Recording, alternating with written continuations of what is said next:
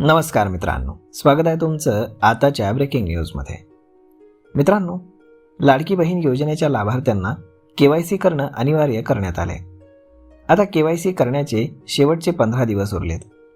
KYCची शेवटची तारीख 31 डिसेंबर 2025 आहे. त्यामुळे महिलांनी लवकरात लवकर KYC करायचे. अजूनही लाखो महिलांनी KYC केली नसल्याची माहिती अदिती तटकरे यांनी दिली आहे. जर लाडक्या बहिणींनी KYC केलं नाही तर त्यांचा लाभ हा बंद केला जाणार आहे. दरम्यान या KYCची जबाबदारी ही अंगणवाडी सेविकांवरती सोपवण्यात आली आहे.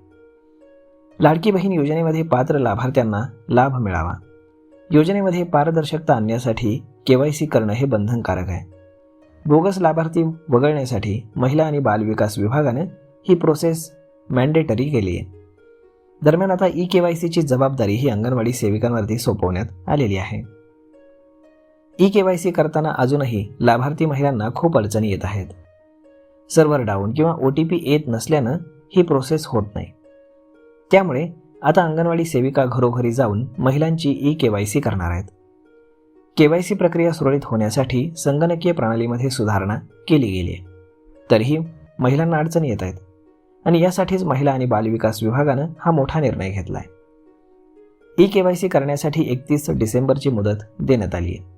यासोबतच KYC प्रक्रियेमध्ये जर कुठलीही चूक झाली असेल तर त्यासाठी देखील एक संधी मिळणार आहे. तुम्ही अधिकृत वेबसाईटवरती जाऊन ही चूक सुधारू शकता. याबाबत महिला आणि बालविकास मंत्री अदिती तटकरे यांनी माहिती दिलेली आहे. तर मग मित्रांनो, अशा पद्धतीनं जर तुम्ही तुमचं KYC केलेलं नसेल किंवा ते करण्यामध्ये कुठल्याही प्रकारची अडचण येत असेल तर आजच आपल्या जवळच्या अंगणवाडी सेविकांना भेटा, त्या तुमचं KYC करून देतील.